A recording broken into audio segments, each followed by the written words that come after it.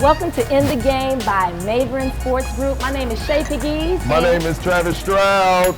Let me give you guys an idea about what In the Game is really about. It's an authentic perspective about sports, the competition, the athletes, and the business and the culture and how everything works together to make sports a great industry. Just like Travis and us. All day long, all day long. It's gonna be a great show because we're talking about one of the most dynamic sports industries game in the world. That's the game of golf. One of the games that I'm trying so hard to kind of master, but it's gotten the best of me.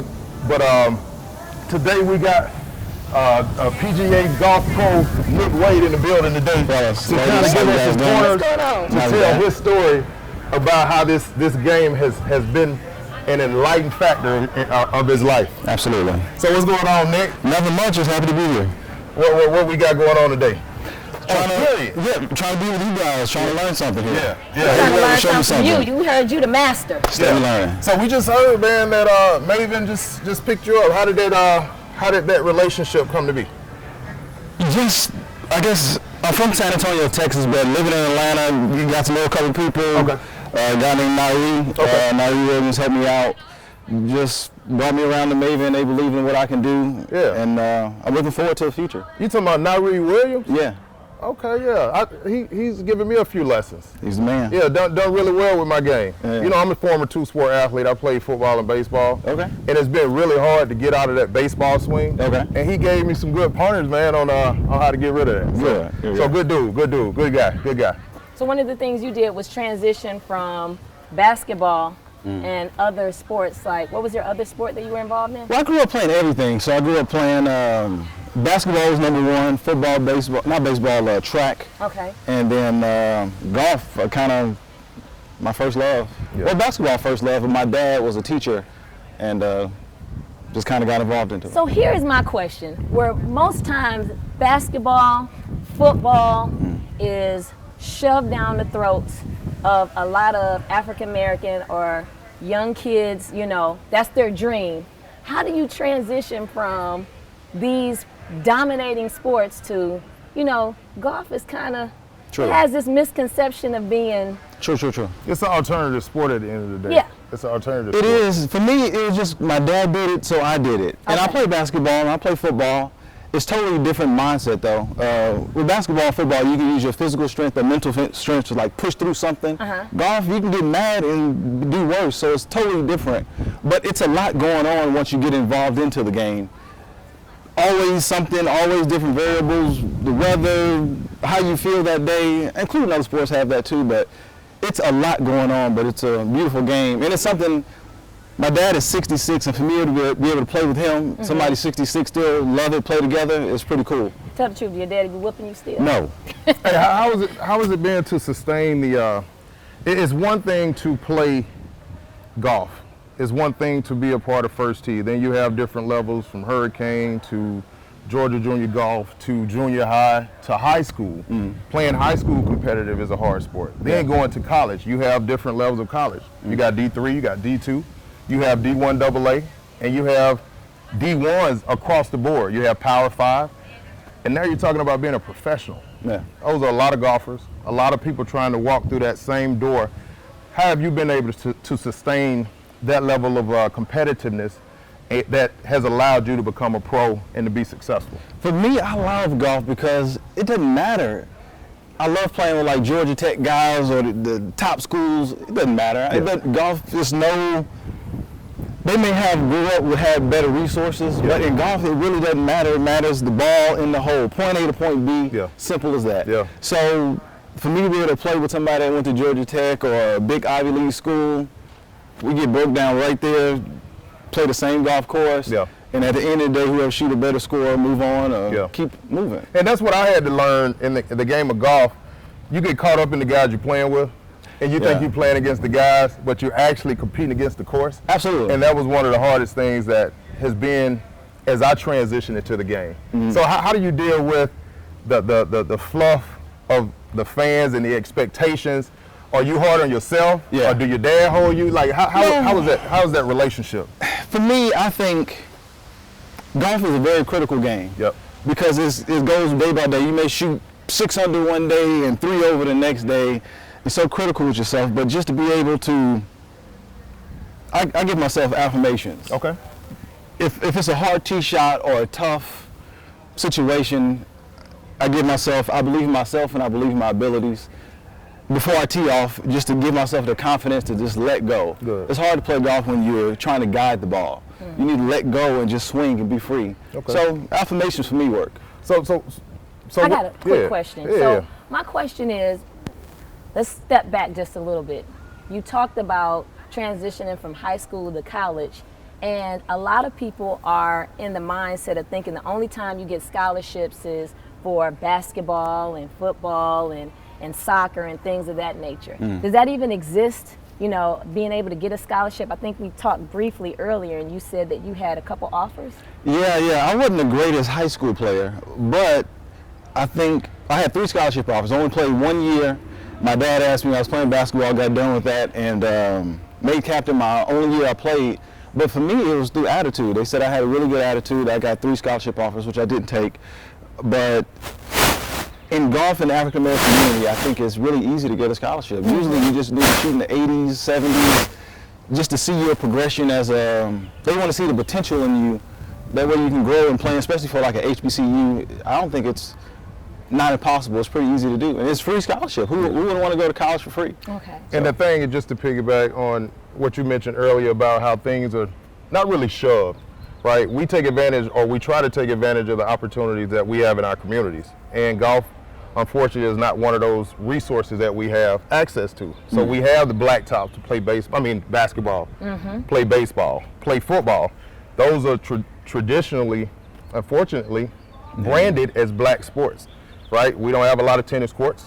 We don't have a lot of golf courses. At the end of the day, what, I guess, chip do you have on your shoulder to prove that, you know, it can be a crossover sport? Because it's not a lot of professionals that look like us, that are black.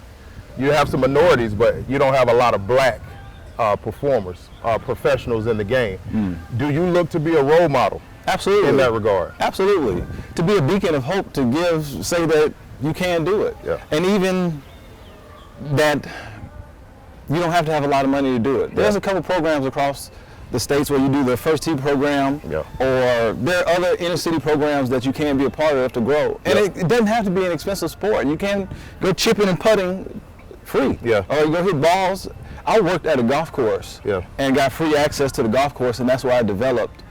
And I think that could be a part of it. Or even caddying, especially back in the day, the older thing was to do with the caddy. The older generation before us, a caddy, and that's how they got introduced. Yeah. Back in the 1960s, 70s, there was a lot more black people playing golf because of the introduction through caddying. Okay. So I think that's a good way to do it too. Let me ask you this, does putt-putting help your game? No, absolutely not. Putt-putting don't help your game? Don't help you. I thought putt-putt, see, we have access to putt-putt. Okay. You ask any hood, anybody, we play some putt-putt. Oh, we've been successful. Yeah. Every young lady that I played with, every person from my mother to my wife, friends, I lose in putt-putt. Right? So I don't take it, for granted, but to be able to leverage the knowledge to know that there are opportunities, summer jobs for kids to go caddy and learn the game. That's huge. And hopefully you can be that person to represent us. Now, how would you take the comparison? Once you reach a certain level, right, to maybe a Tiger Woods, if you will. Like, how do you position yourself to be able to answer those questions? Do you downplay it, or do you beat your chest? Because it's going to be natural for people to automatically kind of put y'all in the same box. Absolutely. Compare, because it's not like it's 1,000 people to put together. So I would downplay it 100%. I think Tiger Woods is the best that's ever done it. Yeah. And the things that he continues to do, it's kind of hard to compare yourself to that. Now, I know we're both black, and that's cool. Yeah. But it's kind of hard. He's beating any black, white, it doesn't matter about color, I guess, in golf. Are you shooting the scores and he did it? It don't. You got to keep that car on the road. That's it. You got to keep it. The ball don't matter. You keep the car on the road. That's it. So where you see yourself in 3 to 5 years? Playing at the highest level I possibly can. What does that look like? Hopefully PGA Tour, Korn Ferry, Asian Tour, anywhere that I can go where I can play golf and do something I love to do and showcase my passion for the love of game. That's what I want to do. What's your approach? Do you feel whenever you hit the course that you're the best that day? And you know, we all have things that happen. Yeah. We all rely on our preparation, right? Yeah. We say, yeah, you respond or you make adjustments, but at the end of the day, when you're having those tough days, you got to fall back on your training. What's your approach? To me, I'd rather get lost in the golf course because the battle is between me and the golf course. If I prepare the way I need to prepare for that particular golf course, because we change every week, different styles of grass, different styles of the wind, you may not feel that good so day. So if I prepare the way I want to prepare or need to prepare for that golf course, hopefully I get lost between that moment. Sometimes when you play well, the better rounds you have, you don't know what happened. You're like, I just did that? Absolutely. And now that's the ideal, to get lost in that translation of, wow, I did that. That's good. Okay, so I'm going to ask, this is considered rude, but I'm going to ask this question anyway. Because the bigger picture is, what potentially is the bag? Like, when I say the bag is, what can a golfer of your status potentially make in his career, his professional career? I mean, if playing on the PGA Tour, you lose your card. You get booted off if you don't make, I would say, close to $1 million. Is that a year? Yes. Okay. So you need to stay with the bag. Okay. And stay making the bag to keep it moving. And where does that come from? What, like, is that for one stream of income? Is it through endorsements? Is it through PGA? How do you? A combination. Yeah. What's the average, I guess, term? Okay. Or agreement of how revenue is generated? Well, for you get paid a golfers? couple ways. I would say through, the first way would be tournaments. Okay. You play in tournaments, there's a purse, you make the cut. I think minimum place, once you make the cut, is like 10 grand. Okay. And then winner's check nowadays is probably close to $1 million if you win. Okay. All right. Now, outside of the golf course, you have also sponsor endorsements, sponsor deals, and that's another way to get paid. Now, that depends on who you are and how much you can generate based on your popularity or whatever. Gotcha. And there's just different levels to it. You got the PGA Tour, Korn Ferry, Yeah. different paychecks, different things. Hey, so Shay just mentioned about the bag. How do you get it, right? Yeah. But my question is, how is revenue generated? Is it from different streams of income? Is it through endorsement deals? Is it from the tour, the tournaments that you play in? How is it? How do you accumulate that quote unquote $1 million purse? Well, it's, for one thing, I think it's mostly, once you play in a tournament, it's a purse. And once you play in the purse, you make the cut. I think minimum place PGA Tour is close to 10,000. First place maybe like 1.2, depending on the purse in the tournament. Usually majors go for a lot more. Okay. And then on top of that, outside of that, is sponsorship deals. Okay. Like how popular are you as a player? Okay. And just things like that. So it's a couple ways to do it. And then appearance fees is another one. If you got a pretty good name, you can showcase appearance fees. So Gotcha. it's a couple ways to get the bag. So what is making the cut? What does that mean? On a field of golfers, it's 144 players typically. Okay. And if you make the cut, maybe it's like half, like I don't know if it's 33% of the field get paid. Okay. And if you play well enough to beat most of the other people, you get a check. Okay. Okay. Money shot right here. Money shot. So there we go. There we go. Ow. There it is. That's what's up. And we back in from the sun in the lab right here. So just to continue kind of what we talked about outside, you mentioned people helping you kind of get to where you are today. Outside of your pops, right? Can you share some other guys? Some mentors. Yeah, some mentors that was, instrumental in helping you. Yeah, for one, a big one was Willie Jackson, which is my granddad. He was really a big supporter of anything I did. That was my road dog. Anywhere we traveled, he went with me. And another one is Nyree Williams. He's with the first tee. Nyree? You know Nyree. Eddie LeVert looking at Nyree. Nyree is the Isaac man. Hayes. Yeah. It's crazy. He's supposed to be here. Okay. Right? I hear he's on the Maven. Oh, but Cue the music. Look at him. No, I heard he joined the Maven team. I knew he was supposed to be in the building, but wasn't sure if he was gonna slide by. He probably heard me making fun of him of that reference. So, hey, what's going on, man? Not a whole lot. It's good to see you, big guy. Good to see you as well. So me and this guy, we go back a couple years. Okay. For being in them streets, him being You a mess. him being my son's golf coach, we kept it professional, but we rip and run a little bit. But no, man, good to see you, guy. I see Maven Sports, man.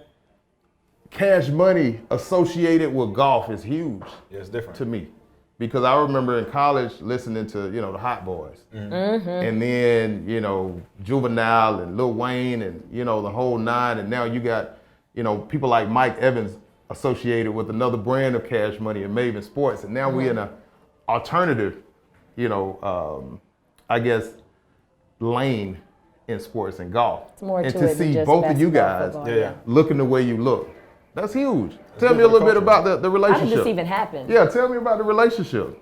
Well, actually, working with First Tee, Okay. golf facility here in the city. Okay. And you see Nick a lot over there. Okay. And, for me, I've always taught kids, and I kind of consider myself a short game specialist. Absolutely. And so, not necessarily like to work with the complete parts of the game, but short game is that. Okay. And so saw Nick and helped him out a little bit. He took a few of the good pointers that I gave him, and he's able to improve his game. And so, I went on to I created short game resources. Okay. And then a great opportunity to work with Maven Sports Group came along, and so here we are. Okay, that's what's up. So how were you able to help his short game and my short game still sucks? No, I'm just playing. Sound like somebody ain't coachable. That's what it sounds like. No, I'm just playing. No, that's good. So what was that, being that you were on the verge, I don't know if you were pro at the time or were you still amateur when you guys pro. met? Yeah, pro. So how was it taking that instruction, from Nairi, just being an observer, and then him giving you pointers, and then you being coachable enough to understand? I got a saying about, a friend of mine, Sherry Riley, she gave me a term of, chewing the meat and spitting out the bone, right? You take what's good for you, and then whatever don't fit what it is you're trying to do, you be respectful and just throw away that don't work for you. So how were you able to kind of retain those nuggets? I think it's a trial and error. I mean, you have to try something, and if it's whatever you're doing, if it's not working, you obviously need help to get better. Okay. So just listen to somebody and know a little bit more than you and being okay with it to get better. Okay. Sometimes you got to go 2 steps backwards to go a little bit forward. So that's kind of what it is. Okay. And he obviously knows more than about the short game and the golf swing a lot more than me. Yeah. And try to listen and get better. What's your approach as it relates to like the short game, right? You hit the term I think I heard from you drive for show and you putt for dough, right? Yeah, so like what is the approach in that regard to the short game? Well, it's always been my philosophy that, you improve your short game, your scores will be lowered. Okay. And with Nick, it's very, very easy. I mean, he's already a golf professor. He knows how to hit the shots. It's all in just, tinkering just a little bit. And it's really minor. It's just, whether it's moving his hands a little bit closer to the target, making sure that he understands, at the impact position of striking the golf ball. So it was very, very minor. Okay. How long have you guys been working together? We've probably been knowing each other for about 10 years. Yeah. Okay. Of course, Nick's been a professional for a little bit longer than that, but I would say over the last couple of months, we've been working on short game, and that's pretty much it. Okay. He's able, just able to take just a little bits and pieces of what I know and what I've shared with him to incorporate it to his golf game, and so it's really making a difference. Of course, we know that it takes about 6 weeks whenever you're making a change in your swing. So still working on it, getting better. So what's the plan for Maven, Nick, and Nairi? Yeah, what's in the future? Yeah, what's in the future, right? I know the goal is to win a tournament. Absolutely. But how do you guys plan to use your platform, the Maven platform, the short game resource platform tied in? How do you plan to use that to impact the community?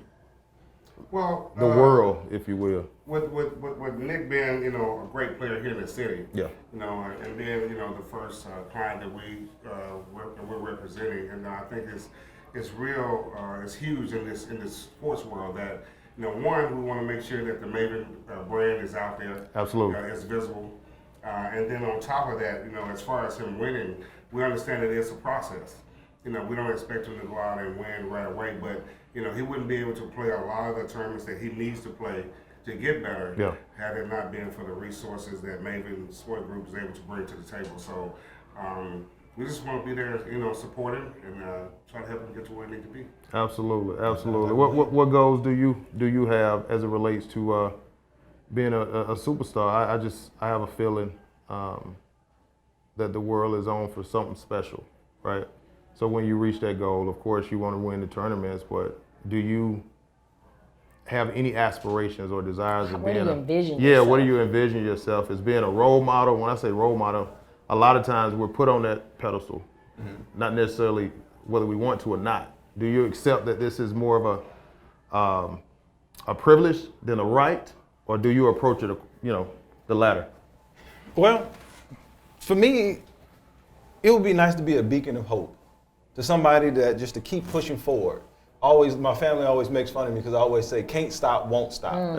Just to keep pushing and go through the hard times to get through the other times. Yeah. And maybe I can be that beacon of hope for somebody that looks like me or doesn't look like me or whoever. Yeah. Just to keep pushing towards your dream. Absolutely. No matter the age, no matter the circumstances, but if you believe in that, you keep pushing.